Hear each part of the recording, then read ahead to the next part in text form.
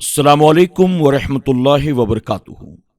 میرے پیارے آقا علیہ الصلوۃ والتسلیم کے پیارے دیوانوں، خاتون جنت حضرت فاطمۃ الزہرا رضی اللہ تعالی عنہا کی کنیزوں، تذکرۃ الانبیاء کے درس نمبر 98 میں آپ تمام کا استقبال ہے۔ ہم سن رہے ہیں اللہ کے نبی سیدنا موسیٰ علیہ السلام اور ہارون علیہ السلام کی سوانح۔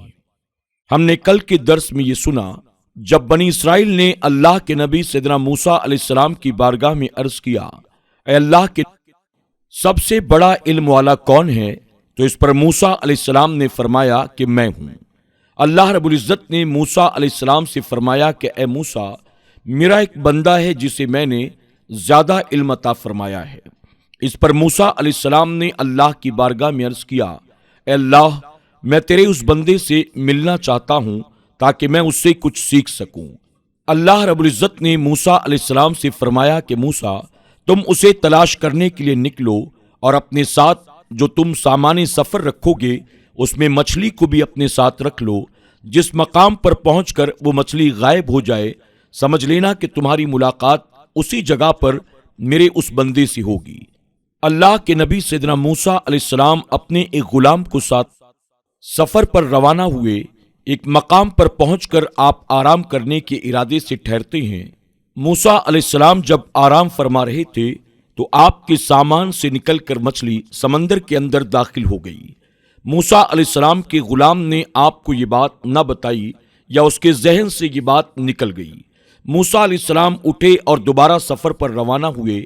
کچھ دور جانے کے بعد آپ نے فرمایا کہ چلو، ہمارے پاس جو کچھ بھی ہے ہم اسے کھا لیتے ہیں۔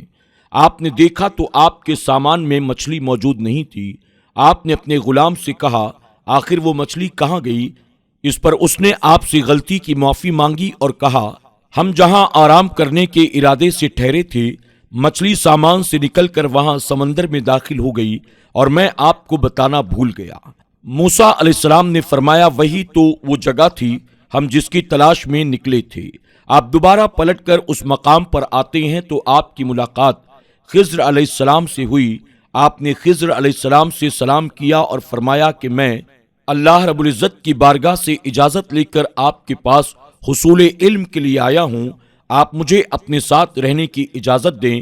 اس پر خضر علیہ السلام نے فرمایا کہ آپ میرے ساتھ نہیں رہ سکیں گے۔ موسیٰ علیہ السلام نے فرمایا کہ بھلا وہ کیوں؟ اس پر خضر علیہ السلام فرماتے ہیں، اگر آپ واقعی میرے ساتھ رہنا چاہتے ہیں تو آپ وعدہ کریں کہ آپ جو کچھ بھی دیکھیں گے اس پر صبر سے کام لیں گے، یعنی خاموشی اختیار کریں گے، آپ مجھ سے کوئی سوال نہیں کریں گے۔ موسیٰ علیہ السلام نے اس بات کا وعدہ کر لیا اور خضر علیہ السلام نے موسیٰ علیہ السلام کو اپنے ساتھ رہنے کی اجازت دے دی۔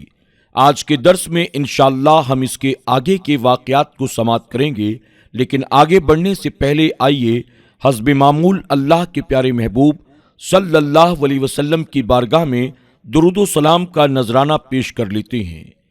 الصلاۃ والسلام علیک یا رسول اللہ، الصلاۃ والسلام علیک یا حبیب اللہ، الصلاۃ والسلام علیک یا نبی اللہ، وعلی آلک واصحابک یا نور اللہ صلی اللہ تعالی علیہ وسلم۔ خضر علیہ السلام کا کشتی توڑنا۔ اب دونوں چلے، یہاں تک کہ جب کشتی میں سوار ہوئے اس بندے نے اسے چیر ڈالا۔ موسیٰ علیہ السلام نے کہا، تم نے اسے اس لیے چیرا ہے کہ اس کے سواروں کو ڈبا دو، بے شک تم نے بری بات کی۔ کہا، میں نے نہ کہا تھا کہ آپ میرے ساتھ ہرگز نہ ٹھہر سکیں گے۔ کہا، مجھ سے میری بھول پر گرفت نہ کرو اور مجھ پر میرے کام میں مشکل نہ ڈالو۔ حضرت موسیٰ علیہ السلام اور خضر علیہ السلام کا ذکر ہے کہ دونوں چلے، یوشع علیہ السلام کا ذکر نہیں، یا تو اس لیے کہ وہ تابع تھے، ان کے ذکر کی ضرورت محسوس نہیں کی، یا یہ بھی ممکن ہے کہ موسیٰ علیہ السلام نے انہیں بنی اسرائیل کی طرف لوٹا دیا ہو۔ بخاری و مسلم میں حضرت ابن عباس رضی اللہ تعالی عنہ سے مروی ہے کہ وہ دونوں دریا کے کنارے چل رہے تھے، ان کے قریب سے ایک کشتی کا گزر ہوا۔ کشتی والے لوگوں نے حضرت خضر علیہ السلام کو پہچان لیا تھا، اس لیے انہوں نے آپس میں کلام کیا کہ انہیں کشتی میں سوار کرنا چاہیے، لہٰذا انہوں نے بغیر اجرت لینے کے ان حضرات کو سوار کر لیا۔ یہ دونوں جب سوار ہوئے تو ایک چڑیا آئی جو کشتی کے ایک کنارے پر بیٹھی، اس نے دریا میں اپنی چونچ ماری تو حضرت خضر علیہ السلام نے کہا، میرا علم اور تمہارا علم اللہ تعالیٰ کے علم کے مقابلے ایسے ہی ہے جیسے اس چڑیا کی چونچ میں آنے والے پانی کو دریا کے پانی سے نسبت ہے۔ یہ بات صرف سمجھانے کی حد تک ہے، ورنہ دونوں کا علم اللہ تعالیٰ کے علم کے مقابل اس سے بھی قلیل ہے۔ خیال رہے کہ یہاں ظاہری معنی مراد نہیں لیا جا سکتا، کیونکہ ظاہری معنی یہ ہے کہ میرے اور تمہارے علم نے اللہ تعالیٰ کے علم میں کوئی کمی نہیں کی، سوائے اتنی مقدار کے کہ جتنی چڑیا کے چونچ نے دریا میں کمی کی ہے۔ یہ معنی کسی حد تک بھی درست نہیں ہے، کیونکہ اللہ تعالیٰ کے علم میں کمی کا واقع ہونا کسی طرح بھی ممکن نہیں۔ پہلے بیان کردہ معنی کو علامہ نووی نے شرح مسلم میں ان الفاظ میں پیش کیا ہے، حضرت خضر علیہ السلام نے کشتی کا ایک تختہ اکھیڑ دیا۔ موسیٰ علیہ السلام نے تعجب کرتے ہوئے کہا، اس قوم نے ہمیں بغیر اجرت کے کشتی پر سوار کیا، تم نے اسے توڑ دیا، کیا تم لوگوں کو غرق کرنا چاہتے ہو؟ خیال رہے کہ یہ کشتی کا توڑنا کنارے کے قریب جا کر تھا۔ حضرت خضر علیہ السلام نے وقتی طور پر اس میں کیل بھی لگا دیا تھا۔ تم نے بہت بری بات کی، یعنی تمہارا یہ کام اچھا نہیں۔ یہاں معنی بہت خوفناک معاملہ، ایسا عام طور پر لفظ بولا جاتا ہے جبکہ کوئی عظیم کام واقع ہو یا کثیر امور کا وقوع ہو۔ حضرت خضر علیہ السلام نے کہا، میں نے جو کہا تھا تم ظاہر دیکھ کر صبر نہیں کر سکو گے۔ موسیٰ علیہ السلام نے کہا، مجھ سے بھول واقع ہو گئی ہے، اس لیے اس میں میری کوئی گرفت نہ کریں۔ خضر علیہ السلام نے ایک بچے کو قتل کر دیا، پھر دونوں یہاں سے چلے، یہاں تک کہ جب ایک لڑکا ملا، اس بندے نے اسے قتل کر دیا۔ موسیٰ علیہ السلام نے کہا، کیا تم نے ایک ستری جان بغیر کسی جان کے بدلے قتل کر دی؟ بے شک تم نے بہت بری بات کی۔ کہا، میں نے آپ سے کہا تھا نا، آپ ہرگز صبر نہ کر سکو گے۔ کہا، میں اس کے بعد اگر تم سے پوچھوں تو پھر میرے ساتھ نہ رہنا، بے شک میری طرف سے تمہارا اجر پورا ہو چکا ہے۔ جب کشتی سے دونوں حضرات نکلے، کنارے پر چل رہے تھے، جب ان کا گزر ایک بستی کے قریب سے ہوا، وہاں لڑکے کھیل رہے تھے۔ ایک لڑکا ان میں جس کا نام جیسور یا جن بطور تھا، جو تمام لڑکوں سے زیادہ حسین اور صاف ستھرا تھا، آپ نے اسے سر سے پکڑا اور اس کا سر جدا کر دیا۔ ایک روایت میں ہے کہ آپ نے اسے لٹا کر چھری سے ذبح کر دیا۔ موسیٰ علیہ السلام نے بڑے غصے میں زوردار آواز سے کہا، یہ تم نے کتنا برا کام کر دیا، ایک نابالغ بچے کو قتل کر دیا جو صاف ستھرا گناہوں سے پاک تھا، اس پر کوئی قصاص لازم نہیں تھا۔ یہ ایسا کام تم نے کیا ہے جو سراسر عقل کے خلاف ہے۔ حضرت خضر علیہ السلام نے کہا، میں نے جو کہا تھا کہ تم صبر نہیں کر سکو گے۔ موسیٰ علیہ السلام نے کہا کہ اس کے بعد اگر میں نے کوئی سوال کیا تو تم میرا ساتھ چھوڑ دینا، کیونکہ اس وقت تمہیں میری طرف سے عذر حاصل ہو جائے گا۔ خضر علیہ السلام نے دیوار کو سیدھا کر دیا، پھر دونوں چلے، یہاں تک کہ جب گاؤں والوں کے پاس آئے، ان گاؤں والوں سے کھانا مانگا، انہوں نے انہیں دعوت دینی قبول نہ کی۔ پھر دونوں نے اس گاؤں میں ایک دیوار پائی کہ گرنا چاہتی تھی، اس بندے نے اسے سیدھا کر دیا۔ موسیٰ علیہ السلام نے کہا، تم چاہتے تو اس پر کچھ مزدوری لے لیتے۔ خضر علیہ السلام نے کہا، یہ میری اور آپ کی جدائی ہے، اب میں ان باتوں کی وجہ بتاؤں گا جن پر آپ سے صبر نہ ہو سکا۔ یہ بستی انطاکیہ یا ایلا تھی۔ موسیٰ علیہ السلام بھوک کی وجہ سے اس حالت میں تھے کہ کسی سے طعام طلب جائز بلکہ جان بچانے کی وجہ سے واجب ہو جاتا ہے۔ ایسے حال میں ان لوگوں پر بھی واجب ہو جاتا ہے کہ وہ طعام کھلائیں۔ اسی وجہ سے موسیٰ علیہ السلام نے دیوار درست کرنے پر اعتراض کیا کہ ان لوگوں نے تو ہمیں شدید بھوک کے حال میں کھانا بھی نہ کھلایا، تو ان سے اجرت لینی ضروری تھی۔ جب ان دونوں نے دیوار کو دیکھا جو ایک طرف جھکی ہوئی تھی، گرنے کے قریب، تو حضرت خضر علیہ السلام نے ہاتھ سے اسے سیدھا کر دیا۔ صرف ہاتھ پھیرا اور وہ دیوار سیدھی ہو گئی۔ یہ در حقیقت ان کا معجزہ تھا۔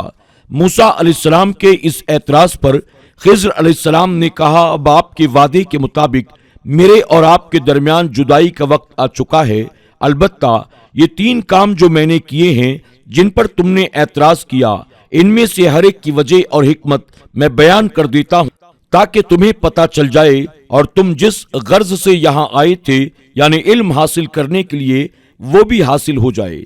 علامہ فخر الدین رازی فرماتے ہیں میں نے حکایات کی بعض کتب میں دیکھا ہے جب یہ آیت کریمہ نازل ہوئی جس میں ہے اس بستی والوں نے ان کی مہمان نوازی کرنے سے انکار کر دیا، اس بستی والے جن کے آباء و اجداد نے انکار کیا تھا رسول اللہ صلی اللہ علیہ وسلم کی خدمت میں سونا لے کر حاضر ہوئے، کیونکہ انہیں اس سے شرم آ رہی تھی کہ ان کے آباء و اجداد اتنے گھٹیا لوگ تھے کہ صرف 2 یا 3 بھوک سے ستائے ہوئے مسافروں کو کھانا نہیں کھلا سکتے تھے۔ انہوں نے عرض کیا یا رسول اللہ صلی اللہ علیہ وسلم، ہم اس سونے کے بدلے صرف با کے بدلے تا خریدنا چاہتے ہیں، یعنی کچھ اس طرح سے ہو جائے جس کا معنی ہو جائے وہ ان کے پاس مہمان نوازی کے لیے کھانا لے کر آئے، اس سے ہماری بستی والوں سے ملامت اور ندامت اٹھ جائے گی۔ لیکن رسول اللہ صلی اللہ علیہ وسلم نے صاف انکار کر دیا اور فرمایا یہ کبھی نہیں ہو سکتا ہے کہ اللہ تعالیٰ کے کلام میں تغیر یا تبدل کیا جائے، اگر ایک نقطے کے بدلنے سے اللہ تعالیٰ کے کلام میں تبدیل لازم آ رہی ہو، یہ رب تعالیٰ کے کلام میں کذب ثابت کرے گا، اس سے احکام الہی پر اعتبار نہیں رہے گا، رب تعالیٰ کی ربوبیت اور عبد کی عبودیت کا بطلان لازم آئے گا۔ ان کا مطالبہ ہی حقیقت میں حماقت پر مبنی تھا۔ یہ کیسے ممکن تھا کہ جس قرآن پاک کی حفاظت کا ذمہ خود رب تعالیٰ نے اٹھایا ہو اس میں تبدیلی کوئی انسان کر سکے، اور خاص کر کے اللہ تعالیٰ کے رسول سے امید کرنا اور ہی زیادہ عقل سے دوری کی علامت ہے۔ کاش کہ موسیٰ علیہ السلام صبر کرتے۔ نبی کریم صلی اللہ علیہ وسلم نے فرمایا اللہ تعالیٰ ہم پر اور موسیٰ علیہ السلام پر رحم فرمائے، اگر آپ جلدی نہ کرتے تو اور عجیب واقعات دیکھتے، لیکن آپ نے جو اپنے ساتھی سے وعدہ کر لیا تھا اس نے آپ کو آ لیا۔ موسیٰ علیہ السلام نے کہا اگر میں اس کے بعد سوال کروں تو تم میرے ساتھ نہ رہنا، بے شک تمہیں میری طرف سے عذر مل گیا۔ اسی وعدے کے مطابق تیسرے سوال کے بعد دونوں کے درمیان دوری ہو گئی۔ حدیث پاک کے الفاظ مبارکہ وضاحت کرتے ہوئے علامہ نووی فرماتے ہیں اس حدیث سے علماء کرام نے یہ مسئلہ ثابت کر دیا ہے کہ دعا میں یعنی اس قسم کے اخروی امور میں انسان اپنا ذکر پہلے کرے، لیکن دنیاوی معاملات میں ایثار کرنا یعنی اپنے آپ پر دوسرے کو ترجیح دینا اور دوسرے کو اپنے آپ پر مقدم رکھنا ہی بہتر ہے۔ میرے پیارے آقا علیہ الصلوۃ والتسلیم کے پیارے دیوانوں، خاتون جنت حضرت فاطمہ الزہرا رضی اللہ تعالی عنہا کی کنیزوں، آج کے درس میں بس اتنا ہی۔ خضر علیہ السلام نے اپنے ان 3 کاموں کی جو وضاحت فرمائی تھی انشاءاللہ ہم اس وضاحت کو کل کے درس میں سماعت کریں گے۔ آپ تمام سے ادباً گزارش ہے اسی ذوق و شوق و محبت کے ساتھ آپ روزانہ پابندی سے ہمارے درس کو سنتے رہیں، آپ اسے لائک بھی کریں، کمنٹ باکس میں جا کر ایک مرتبہ سبحان اللہ ضرور لکھیں اور اس درس کو اپنے دوست احباب کے ساتھ شیئر کر کے آپ بھی اس کار خیر کا حصہ بننے کی کوشش کریں۔ اللہ سب کو جزائے خیر عطا فرمائے۔ انشاءاللہ کل پھر درس کے ذریعے ہماری اور آپ کی ملاقات ہوگی، تب تک کے لیے اجازت دیں، اپنا اور اپنوں کا خوب خیال رکھیں۔ السلام علیکم ورحمۃ اللہ وبرکاتہ۔